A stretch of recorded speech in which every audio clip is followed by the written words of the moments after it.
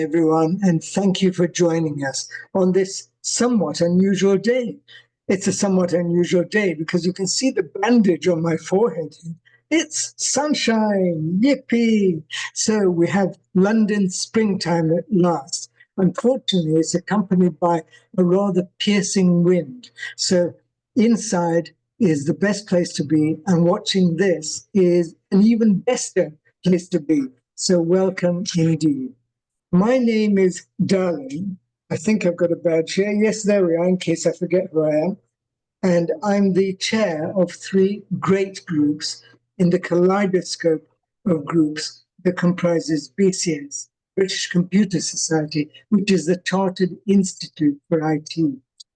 We've indeed got a huge spread of members, all to do with the world of IT, and we've got a lot of interest represented within those groups. Our community is called the London Branches Community, and I've got three great groups, three great committees within that. Samira, who you'll meet in just a moment, is one of the people who is my colleague in those committees, and another one is David Grun, who is being our technical coordinator for this event. So we're well set. Now, all we need to do is to look for a speaker. Samira, can you help with that? Absolutely, absolutely. And I've got a great speaker with us today, right here. We've got Koyin Hassan, who is an associate consultant. And Koyin, when I obviously met you and I saw your experience, I was really blown away. And I just found your storytelling amazing, which I thought this will be a fantastic thing for you to share with our lovely audience today. But thank you, Koyin, for joining us, and I will let you start.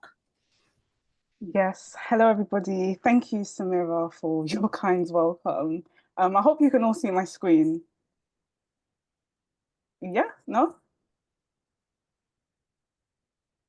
Can I get yes, okay, fantastic. All right, you can see my screen.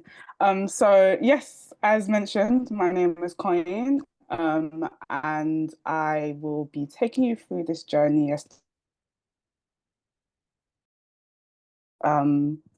get into the technical sector without actually learning to code, if you don't want to. But there's various different methods, various different ways, and I'm just here to sort of guide you as to my journey and how I was able to do so myself. So just a brief background, that's me. So yeah, I've been fortunate enough to navigate several tech adjacent roles without any sort of formal education or coding. And today I'm just going to detail my experience with you and things that I did along the way, things that may have hindered me a little bit and things that might have helped me and hopefully help you out as well. So just out of curiosity, I know we've got some people joining right now, but I would like to kind of get a little bit of engagement from you guys. So can you name me 5 tech sector roles that don't require any coding at all? So if you could just enter that in the chat and we'll have a bit of a discussion around it. Someone said IT sales. Yes, that's one. Account executive, technical executive. Yes.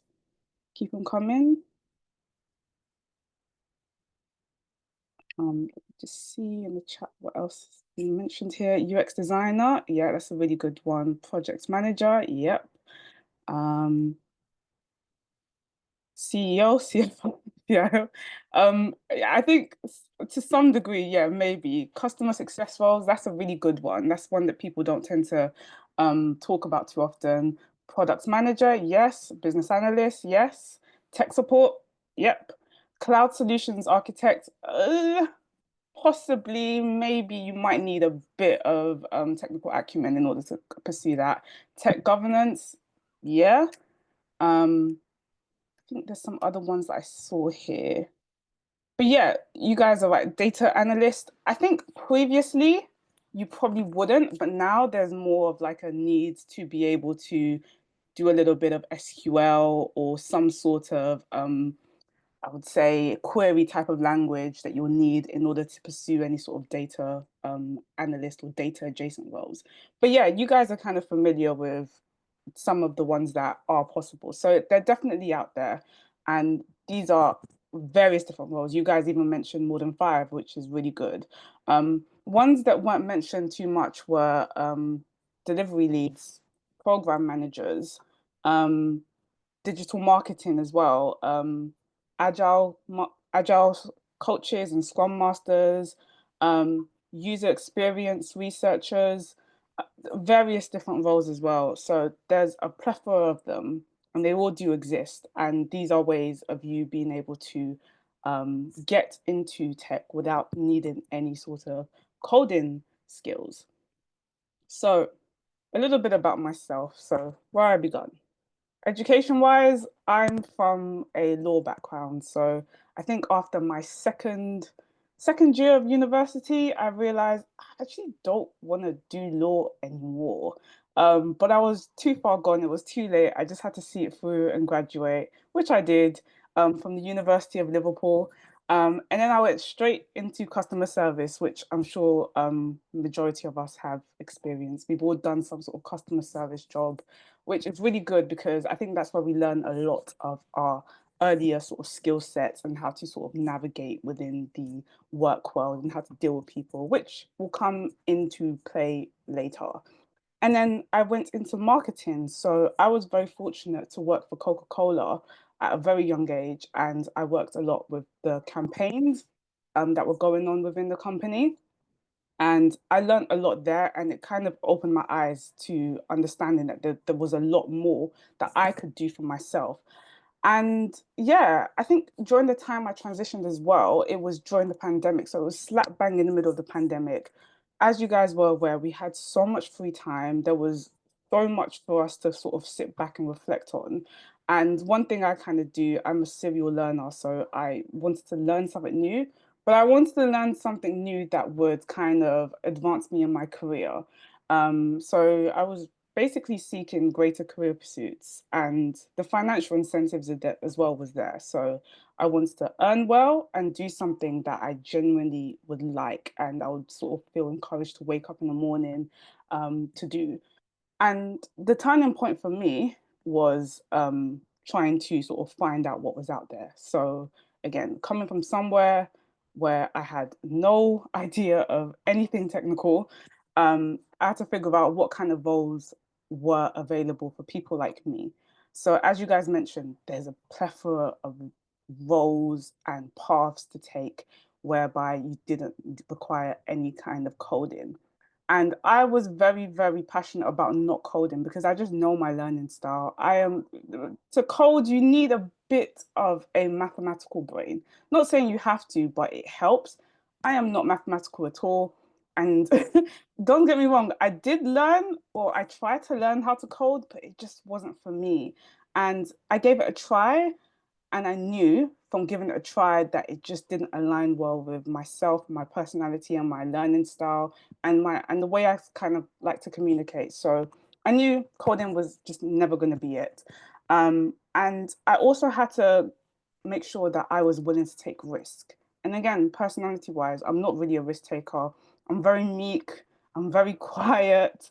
And I don't know, I just always feel like bad things will happen if I go too extreme. So I was always very wary of taking risks, but I had to for the pursuit of a different career. And yeah, just figuring out what kind of profession I want to align myself with. So during these early stages, I was facing quite a bit of challenges. So I saw what was out there, and what I wanted to align myself more to was around Scrum, because I knew that that was closer to project management. And I had some exposure to project management in my marketing roles. So obviously managing projects for Coca-Cola and all of the different campaigns they'll have. I told myself, I kind of want to do this, but I want to do this on a technical scale for actual technical products. So Scrum was the first thing that kind of screamed at me. So I thought, okay, let me pursue that. But the cost of the training was quite a lot. So in 2021 economy, it was a lot. So I had to kind of think about the cost of the training resources. I also kind of put myself out there into the market and did a little bit of job hunting as well. So I crafted a CV that I thought would be fine. So I thought the best way to kind of get into Scrum would just be applying to Scrum roles. Big mistake, so many rejections, and networking as well. Again, because we were very limited as to what we could do and the extent we could put ourselves like out there physically.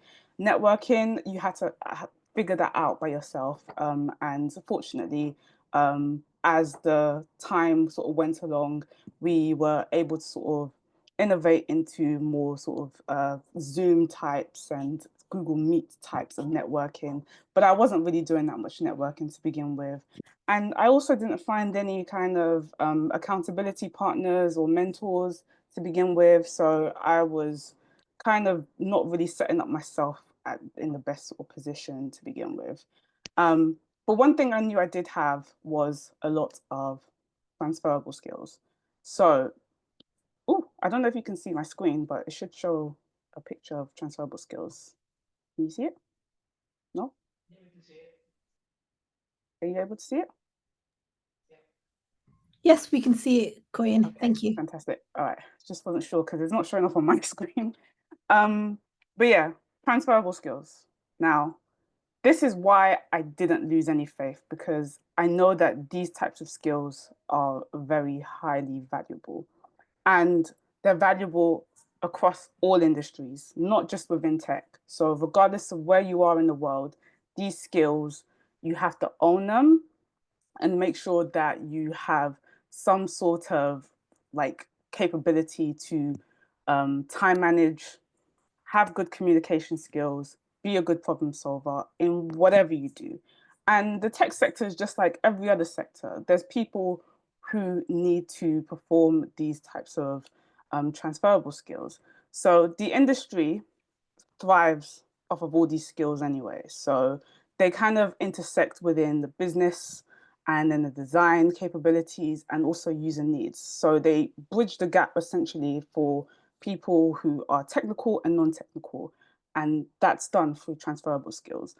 The most common one, as you can see, is usually communication. Everyone's got the capability of doing that.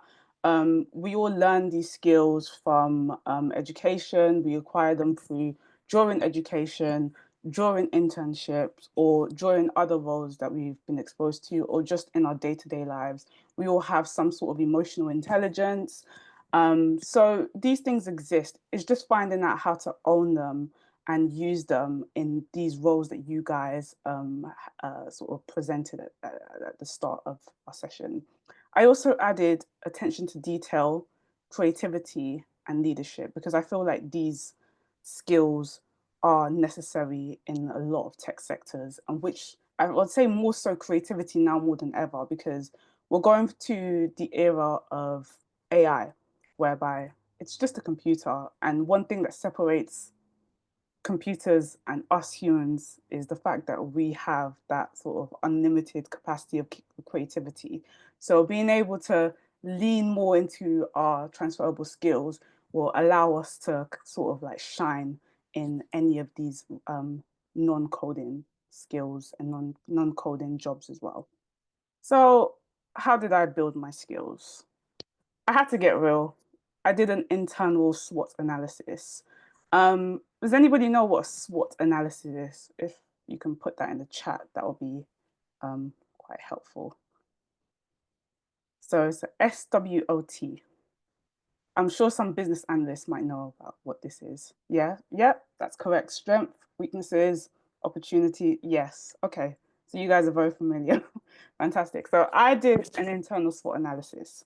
So I had to figure out what my strengths were and where they laid, what my weaknesses were, opportunities that could arise from the career that I was looking to pursue, which was being the Scrum Master, and possible threats that will come by from it. So you have to kind of get real with yourself, figure out what you're good at, what you're bad at, what you can improve on, and apply that to any particular role that you're looking for, especially a non-technical role.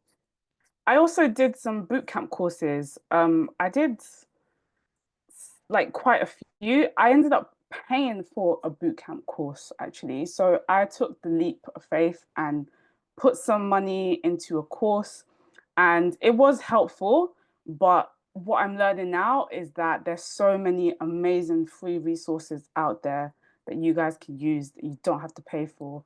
I learned that only after I paid, and I started realizing, oh my God, there's actually quite a lot of resources there that I probably wouldn't need to spend like $1,000 on. I also made sure that I did some certifications. This is just to make sure that all of the things that I did know were validated by certifications. Now, going into a non-technical role or non-coding role, you don't actually need certifications. It's not a must-have, but it's just a nice to have. So if you feel that you've got the time and you've got the funds in order to pay for a certification, then by all means go ahead and do it, because it's just a good way to sort of validate the things that you do know. And it does stand out to some people, but it's not a definite must. And I also networked. I networked quite quite aggressively, actually. So I would go to meetups. So meetup is like, I'd say it's like a community whereby any kind of thing that you have an interest in. So it could be from DevOps to volleyball. People love to congregate and do things together who have a shared interest, and that's just what networking is. And it does prove to be quite helpful. I think the reason I kind of ended up doing this session was because I went to a networking event at the Salesforce Tower, and I heard Samira speak, and I remembered her. So if I hadn't have gone to that meetup, I probably wouldn't be here discussing my background. But yeah, that just goes to show how vital and how important networking is. So definitely do so.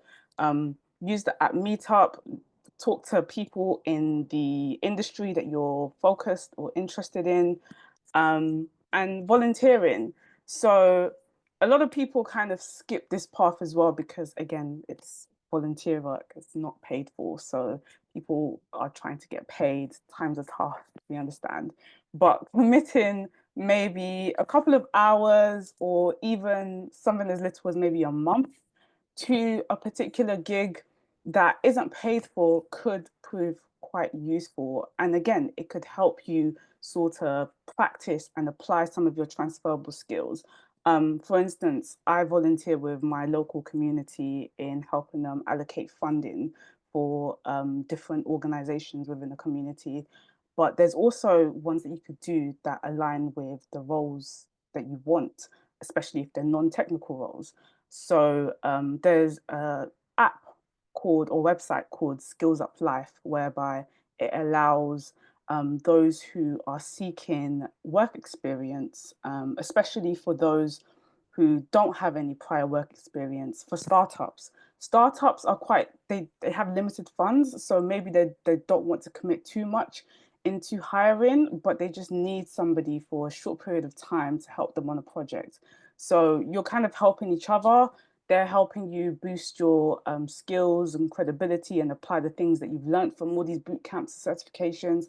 And you're helping them by just providing them with like your knowledge and sort of your time and services for whatever pursuits they have. So these are ways in which I build my skills, the transferable skills I already have. So yeah, kind of moving forward now. Challenges. Challenges always come with everything. It's just life. There's always going to be challenges. So one of my biggest challenges and one of my biggest insecurities, especially working as like a product manager, a product owner, business analyst, was that I wasn't very technical. And yes, you're working in a technical space and you don't have any formal training. So you're gonna obviously lack some of the same type of knowledge that your developers will have. That's normal, that's natural, but you always have to make sure that you are studying and learning. So you don't need to go to the extent of learning Python fully. You don't need to go to the extent of learning React and all these other things that your software engineers will be doing. You'll be working close with them, but you have to make sure that you're keeping up with the vocabulary, a lot of the theories and the concepts of what they're doing so you can converse and communicate with them correctly. And in order to do so, you have to make yourself familiar. You have to be a subject matter expert. And in order to do so, you have to build up your technical literacy. Now, my ways of learning is I'm a kinesthetic learner. I can't sit there and look at a book and read it. Like, it's just not happening. But I have to kind of discipline myself in order to do so. So what I would do is arrange, I don't know, probably like an hour or 2 hours a day to an area that I want to have a little bit more knowledge on. So my most recent one was around cloud. I knew nothing about cloud. I had no idea what cloud computing was, but I've made myself kind of disciplined and focused on making sure that I was able to learn enough about cloud to then take a certification on it to validate my understanding. These are just methods and ways in which you can improve your technical literacy, but it's continuous, it's ongoing.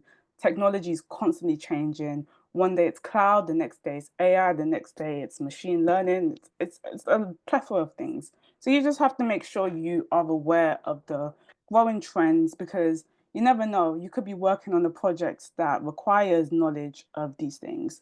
The job market and rejections. Again, rejections are a part of life. Don't beat yourself too much up on rejections. We're in very, very tough times at the moment. Nowadays, getting a job interview is like, I don't know. I don't know if you guys are Game of Thrones fans, but there's like if you're familiar with the Battle of Winterfell, where it's just dark and gloomy and everyone's just battling and fighting each other. That's what the job market feels like right now. And that's no fault of your own. And you need to understand that things are just a little bit tougher. So there's going to be more competition and more rejections. You just have to kind of persevere, keep pushing and figuring things out in the way that you think will best work for you. That means you have to be more strategic. So gone are the old ways of just applying, because I guarantee you everybody has transferable skills. We all have some degree of transferable skills. The difference is the people who definitely want a role who whereby they're working in the technical field and not coding, is they're probably hustling a little bit strategically. So that's why the market is very saturated and there's so much competition. So you have to be strategic. Go through referral schemes. If there's somebody who has a job that you want to do, ask them, how did you get into it? Is there any opening in your company? Are there any associate roles? Are there any junior roles? Be curious and ask them. It could be a way for you to kind of get yourself into that role too. The other ways in which people do so is by taking lower level roles. So I think some people would start off as a technician of some sort and then just build their skills up to a point whereby they see an opening for a possible agile delivery lead or a possible business analyst, and they kind of go through that route. So be strategic, because again, the market's really saturated with people who have the same sort of similar skills that you do. So how do you stand out? And then finally, being delusional. I think that's just me and my personality. I tend to kind of think in the ways of like, I could do that. I'm always telling myself it can't be that hard. I could do that. So I don't really place any kind of limits to myself. Even this, I'm just like, oh, I could do that. Like I don't put any limits to what my capabilities are. So I'm delusional in that sense. Even if I can't do it, I'm somehow telling myself in my mind that I could do it. Like I don't see myself too differently from the next person. So being somewhat delusional to a certain degree can be quite helpful, if I'm being honest. And then where I am now. So again, with continuous learning, I understand that there's definitely a lot of bumps on the road. So I'm trying to make sure that I equip myself with the knowledge in which to transfer my skill sets that I have into something else. So I'm leaning more towards sort of like my softer skills, and trying to put a little bit more emphasis on that. I'm also trying to lend my voice a lot more, doing a lot of talking, a lot of workshops, helping those who are trying to establish themselves within their tech careers as well, and just trying to adapt. So life will push you down, but it varies. It depends on how you choose to land. You have to adapt. You have to make sure that you've got something that you can sort of like, you've got some sort of cushion there because of the skills that you've been able to acquire through the years and through all these other experiences that you have. So being adaptable is very, very important. So now it's your turn. If you're interested in a non-technical role, pick a field, find something that you think, actually, this will be good for me. If you're a creative person, you've had some sort of interest in UX, but you're not sure, look, dig deeper, do some research. What does it take to be a UX designer? Figure out what transferable skills you have already. Which transferable skills do you need to build up on? Bootcamp or certification, again, depending on how deep you want to go into the learning. Do you want to take a crash course? Do you want to do a 12-week bootcamp? Again, it varies. Or do you just want to get a certification just to prove that you know how to do something? Or you may not want to. Again, it varies, but it could help you. And then network. I know this is a very generic saying, but your network is actually your net worth. So build that, keep building on it. I think this is probably my most challenging because I know it doesn't seem like it, but I'm actually really shy. So going out there and speaking to people does take a lot of courage, and it's not easy. So finding a way to build a network and building connections with people is very, very vital, and it could be the difference between you not finding anything and your next big opportunity. So definitely take advantage of that. And also strategic applying. Like, there's things are not the same as they used to be. This isn't the 2022, 2021 market anymore. You have to kind of think ahead. You have to make sure that you're applying for things that you know you align with, you like the company, and then go forward with it. You have to just make sure you're very strategic in what you're doing. And hopefully that could assist you in being able to start a career in a tech adjacent non-coding role. Yeah, thank you. I think I'm going to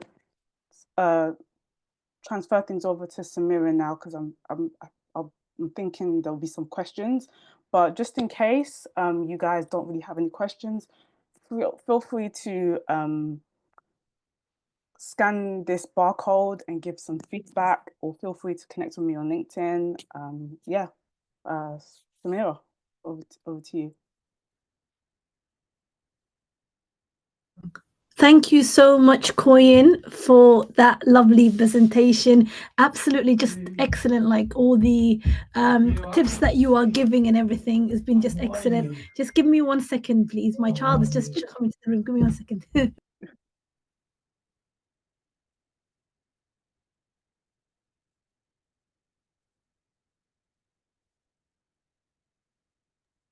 If there are any questions, then you can type them into the chat and we'll come to them in a minute. This is the beauty of working from home. Sometimes you do have little children gate crashing you, so she just wanted to give me a cuddle, which was very nice. But yes, Koyin, as I was saying, it was really excellent, the presentation that you gave us, and you've been giving so many lovely tips. I've written down some questions about it, and what we'll do is, obviously, as my colleague Davis just said, we're opening the floor for the questions. So to our audience, please be engaged. I see some of you already been asking questions, so keep them coming. So first things first, Koyin, I just wanted to find out, you gave some really good tip regarding networking, and obviously the fact that you're a shy person, but you were still obviously networking and putting yourself out there. What are some of the tips that helped you just to help other people that might be in the same boat? I think one of the tips around networking is that it sounds pretty crude, but nobody's gonna beat you. Like, no one's going to attack you. Like, they're not your enemy. In fact, they're probably as shy as you are. And kind of understanding that people are open to hear, like they're not your enemy, and taking away that kind of pressure from yourself would help you like be confident enough to ask questions. So yeah, just understand that people are actually either on the same boat as you, or they're probably just as shy as you. So seeing them as just regular human beings, seeing as how you'll speak to your peers, your friends, putting them on that same level will make things easier, especially conversations, or even finding things about them. So you could ask them like, oh, like, hey, I really like your hair, or I like your earrings, or things that you might have in common will make conversations a lot easier.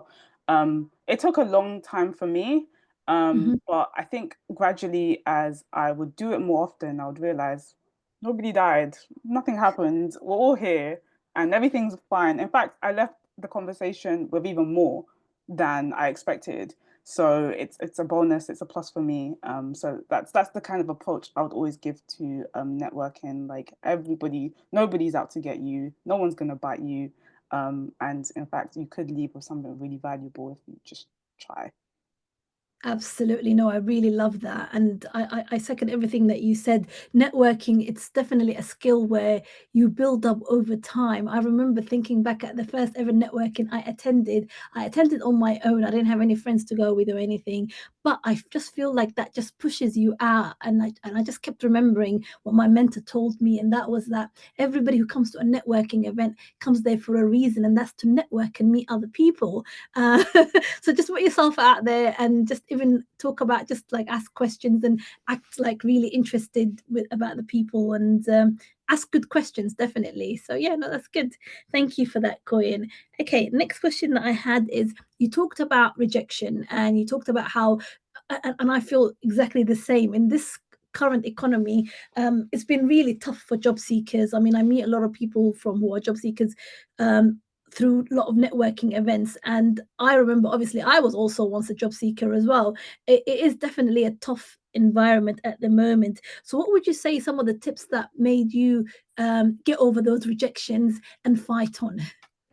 Okay, so first of all, I don't think I ever really get over any rejection.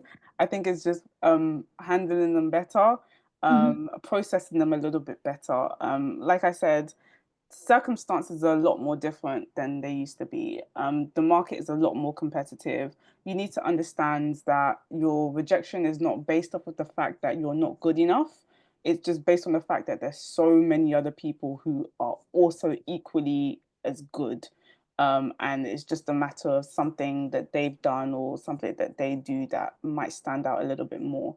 Um, but rejection, I think, is just a part of life. And as we sort of like go on in life, we find ways to process it better.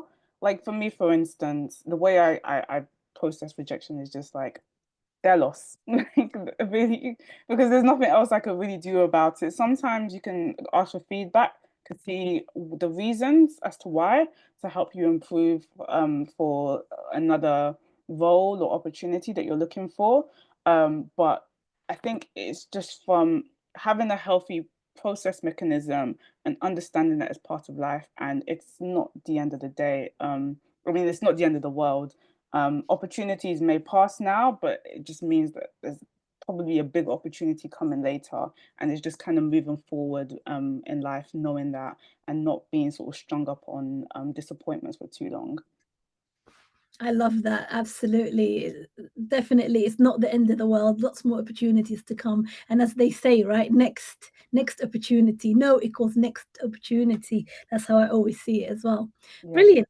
Okay. And the other, so what we'll do is now is we'll open some questions. I can see the chat is getting busy. So we'll read out some of them. So somebody wrote, where are the biggest opportunities for growth areas, do you think? Oh, okay. So if this was a couple of years ago, I would say the greatest areas for growth opportunities would be through apprenticeships and interns. I don't know what that market is saying too much at the moment because I don't really look towards that path, but I know for early careers or people who are trying to get into the workplace, there's a plethora of internships, apprenticeships, those people who are willing to take up people who don't have the skills yet but are going to invest in their skill sets. That's a really good area for opportunities. For more advanced for more people who are advancing their careers, I would say putting yourself out there. So for instance, like I never thought in a million years that I would be sitting down expressing sort of my hardships and opportunities and whatnot. You literally have to be creative in the ways of which you are shown out there. It sounds weird, but people aren't coming to you anymore. You've got to kind of like peacock yourself a little bit. Mhm. So if there's something that you do that you know will garner attention, if you are more kind of developed in your career, do it. That could be something like you taking upon a mentorship, doing things that is a bit out of the ordinary, but that you know will garner some kind of attention, especially in your career or your field. Try that. So for early careers, internships, apprenticeships, early careers opportunities, go forward. Those who are a little bit further on, it could be something as little as maybe sort of like you want to become, I don't know, a business analyst or a projects manager. You can go on LinkedIn and detail 31 days of me trying to become a X, Y, and Z and just talk about your steps and stages. Like people will be interested in that. In fact, they would even be more shocked that you're pivoting and you're transitioning. But nowadays you just have to be a little bit more creative because, like I said, then you have to peacock yourself. You have to show out rather than them having to come to you nowadays. So I hope that's a area of opportunity for whoever is asking. Excellent. No, that's good to know. So hopefully that answered the person's question. And the other question that we had is you talked about courses, and I remember you said some of them that you paid for. Obviously, there are free courses out there like boot camps, etc. But you said that you made an investment. Sometimes we do have an invest in ourselves, right? Especially with certain courses. And one of the persons asked, was it expensive? I think they mean like just yeah. Was it expensive? Was it like? Oh, I know you mentioned about a price, but I can't remember on one of the. Yeah. So in 2021, I invested in a Scrum Masters boot camp. That was expensive. I think that ran up to around £1,000, 900 to £1,000. Okay. And it was over a period of 6.5 months. It was a long time. But I don't know what the cost is now. I know it's changed due to inflation and whatnot, but it was expensive. And again, these are things that you can choose to spend your money on if you want to. At the time, I was quite early into the field, so I didn't know. I thought that would probably be the best option for somebody with not that great of a knowledge. But what I'm learning now is that there's a plethora of resources out there. I know BCS as well, they have boot camps and certifications that they provide people. I don't know what the cost that would be, but I know that it's either probably free or like very affordable. The government also offers quite a lot of boot camps as well, which to help people upskill or get people from long-term unemployment to actual employment within the tech sectors as well. So it just goes to show what you're willing to do. If you're somebody who has the funds and you don't mind paying, by all means, go ahead, invest your money if you think that that's going to work for you. But if you are somebody who is probably younger and you probably won't have the funds or the means to pay for £1,000 boot camp, there's definitely free ones out there and they're equally as good. So it just goes, it's just whatever you think would be best for yourself. But yeah, it was expensive at the start, but I probably would never pay for a boot camp ever again, knowing what I know now. Excellent. Thank you.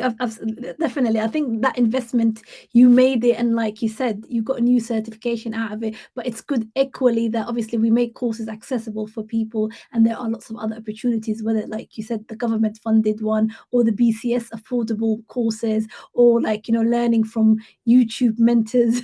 I know at the beginning of my career, I was like literally just going on YouTube video after YouTube.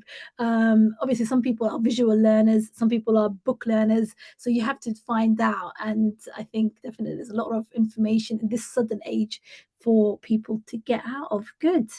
All right. So the next question we've got here is, any tips on strategic CV styles for application on non-coding tech roles? That's what Natalia asks. Any tip on strategic CV styles for application on non-coding tech roles? So I think the person, perhaps Natalia, is just asking about generic tips about strategic CV styles for non-coding roles. Yeah, I think there is a way in which your CV has to be structured. I don't remember what the style or the name is. I'm sure some people here probably would know, but it's how the machine detects like keywords and key experiences. But you have to have your CV organized or structured in a particular way for the machine to be able to pick that up. And I know that again, a lot of recruitment companies and recruiters use use that sort of, I don't know whether it's AI. ATS, the application tracker system. Yes, that's the one. Yeah. So if there's ways in which you can tailor make your CV to make that more sort of aligned to what the ATS, is it ATS? Yeah, what the ATS system allows to pass through, that would be good. But one thing as well I would recommend is, if you want your CV to be strategically beneficial for you, speak to somebody within that role that you're applying for and ask them for guidance as to how to make your CV stand out for that particular role, because they do the job, so they would know what to include as part of the context of the CV. So if you like, again, one mistake I made early on in my career was just having a generic CV. I didn't know what stands out. I didn't know what kind of keywords to use. I didn't know like any of that stuff. So, and I didn't figure that out until someone told me, actually organize and structure your CV like this. So yeah, so that's two things. Make sure it applies to the ATS standards, and seek advice from somebody within that role. Ask them for their CV so you can take a look at it. And yeah, try and modify your CV to best fit the standards of what that role is. Excellent. Thank you. It's so true. That's a mistake that I made on earlier on as well when I graduated from uni, always sending the same CV, hoping for it to be noticed. But like you said, when you know better, you do better. I know it's a lot of headache having to amend or edit your CV for every single job. But in today's market, unfortunately, you have to edit your CV for the jobs that you apply for. Be specific. Make sure that your CV is no longer than 2 pages as well, because I'm telling you now, recruiters are not going to be reading 3+ pages. So and have the most important information, like your key skills or your technical skills, right at the top after your summary.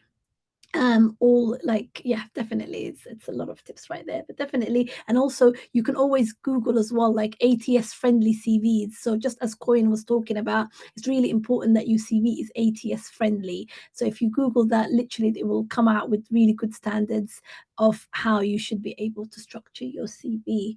Otherwise, add me or Koyin on LinkedIn, and we will send you like a copy of standard CV. We're happy to send you a template as well. Okay. The other question that we have, Koyin, is, and this one is a really good one. What was your experience with mentors in relevant field, and any tips with navigating this, especially in new areas to explore? Yeah, that's a really good question. So I think the first mentor that I had was a business analyst mentor, and they were really, really helpful. Again, that's where I got the tip for the CV from, because they had to look at my CV and they just said, this is why you're not getting any roles. And they helped me modify it. And as well as that, they were able to open me up to a wider network of other BAs.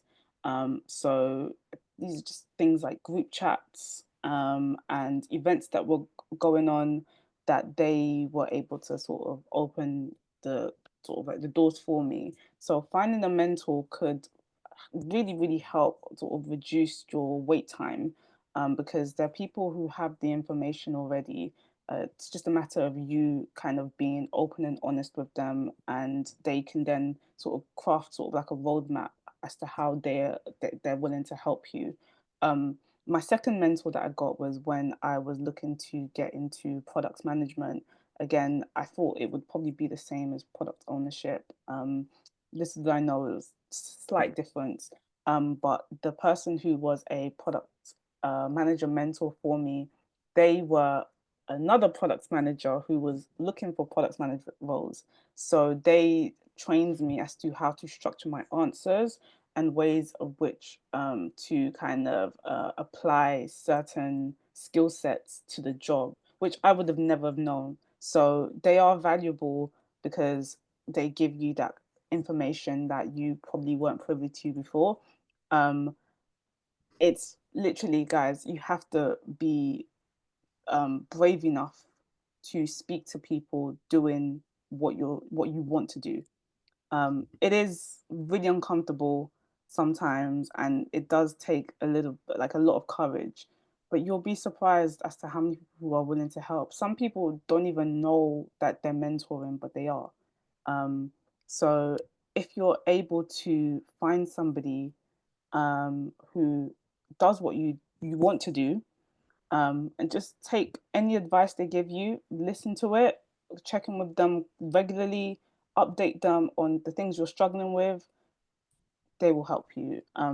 I've had quite a positive experience with mentors, and I always advise people to seek the assistance and guidance from people who know or who are present in that particular field. And Excellent. if it's a new area, definitely like soak up everything they say. Like, Absolutely. And I think the point that you just raised about being honest and open and vulnerable and just tell people that you need help. I really love that as well, Koyin, because it's true. If you don't seek out people and say, okay, I need help, nobody knows that you're struggling at all. And I think in the past, I also struggled with just asking for help, just genuinely like, I thought, okay, if I ask for help, does it make me seem X, Y, Z? But then you have to get over that ego, especially when you are trying to pivot in a new career, or like you're just graduating from university, you don't know anything. You're like, actually, you know what, I'm happy to start from a beginner and just go out there, be kind, ask people for help, and the right mentors, you'll be attracted to them, and they will, like, basically, like you said, do really support you, etc. And I think somebody asked, where do you find mentors for? So I'm not sure where you found yours from, Koyin, but I found my mentor from BCS. So as a BCS member, you get, like, there's a platform where you do mentorship, and it just comes as part of the fee that you pay. So I think I was paying something along the lines of £25 a month when I was doing a boot camp, and I just literally emailed like 50 people. Literally, I would never forget. I emailed 50 mentors, and out of 50 mentors, 10 people got back to me, which is a win again, because people are not forced to mentor you. It's all about in their personal time. And 10 people got back to me, and then obviously out of those 10, 2 people were the ones that obviously I got on most with, that became my mentors. So I think it's a really good point to go at. So where did you find your mentor, Koyin? so the first mentor I found was from I don't know if anybody remembers Clubhouse from Oh, yes. 2021. Yeah, so I just went into a room of business analysts because I was just like, I wonder what they're talking about. And I just messaged the person, because the person who was hosting just seemed like they knew so much. And I found out that they had like 20 years of experience. I was like, wow. And they offered to mentor me. Amazing. So, and the second mentor was actually a platform that product managers were on, which was the platform was specifically for people who wanted to be mentors in product management. So I just sent an application over, and they assigned me somebody, and they would I'd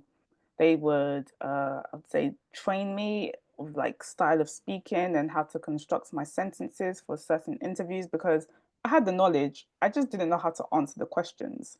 So if you know the ways of which to structure your sentences and answers, because obviously everyone has like the STAR method, but there's ways in which the STAR method hits a bit more, and ways in which they can be relevant to the job that you're looking for. And that's what that mentor assists me to do. I haven't really kept in touch with them. I think they moved back to, I think they were Ghanaian. So they moved back to Ghana because, again, they didn't really have much success in finding a role within the UK. That's how hard it is. So people with years of experience are even finding it hard. But I do really appreciate the time and effort that they spent in sort of coaching me in the interview styles for product manager. Yeah. Excellent. No, thank you very much for that. And the other question that we have here is someone asked, and I just had it, but it kind of moved up because we're getting more questions. Somebody asked, what organization and websites do you recommend for volunteering in tech roles? And I remember one of the ones that you recommended was Skills. Was it Skills for Life? I can't remember. Please, if you tell us which one it is. Yeah. So it's called Skills Up. I'm gonna see if I can find a link to share with you. But Thank they are a startup organization, and they hire people to do other roles. So if you're somebody who's interested in user research or whatever, you could apply for a user research role. It'll be roughly, I think, like a month or 2 months, but you can extend it. I recently recommended it to a friend of mine who started a startup not too long ago, and there was only 2 employees, him and his friend, and they were looking for software engineers. And I said, why don't you just go advertise it on Skills Up? And they had so many people who were willing to give free work, free time, to help build their organization.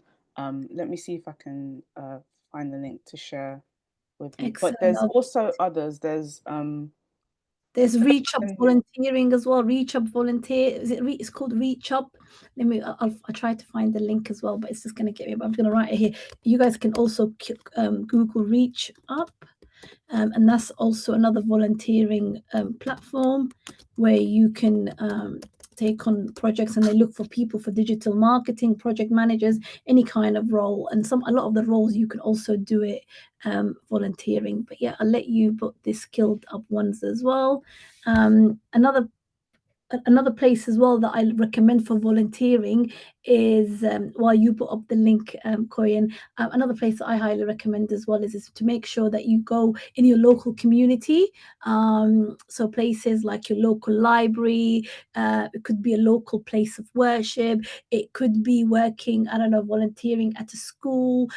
All these are transferable skills where you can actually put on projects and stuff like that. And I think this ties in nicely with somebody asked, what kind of personal projects did you work on?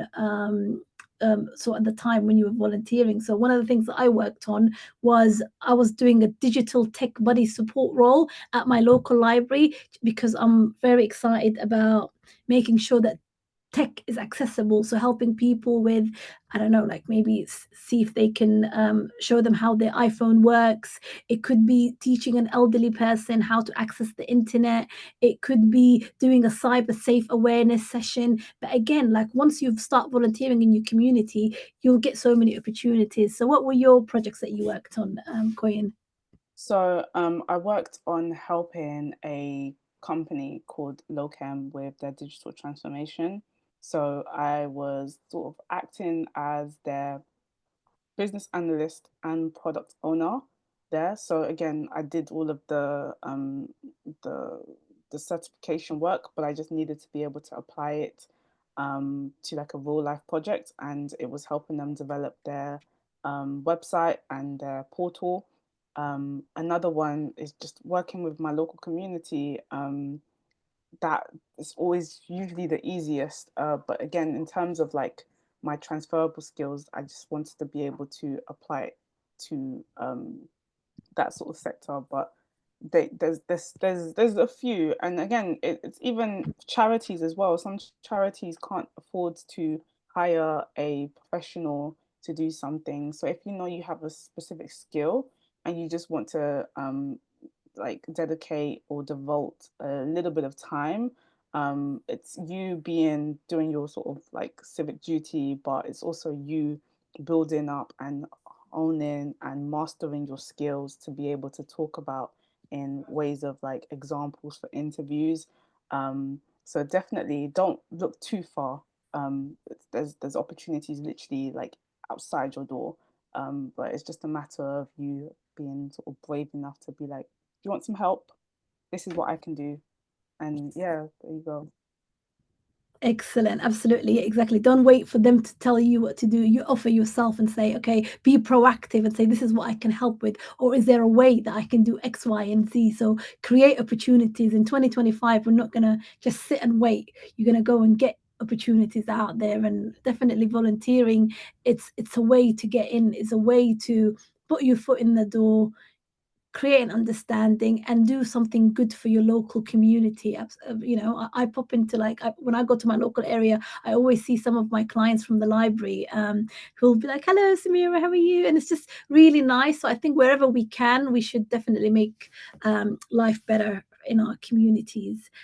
But yes, I think that's the end of the questions for you, Koyin. And I just want to say again, I really appreciate you taking out your time this evening, on this lovely sunny evening that we had here, for you to talk to us and share your very wonderful experience and all the tips that you've given. And if I were you, definitely, if I was anybody who's an attendee on this session, I would highly recommend to connect with Koyin on LinkedIn and definitely take it from there. But thank you so much, Koyin. Thank you guys for having me. And again, please like scan the barcode, give as much feedback as you can, because it also helps me out. And yeah, if there's any sort of further questions that you have that you weren't able to include in this session, message me on LinkedIn. I'll be happy to respond to any of those. Absolutely, and thank you to our lovely audience. You guys have been so engaged. We love the questions that you've been all asking, and come and join us next month again for more BCS webinars. But thank you for joining us, everyone.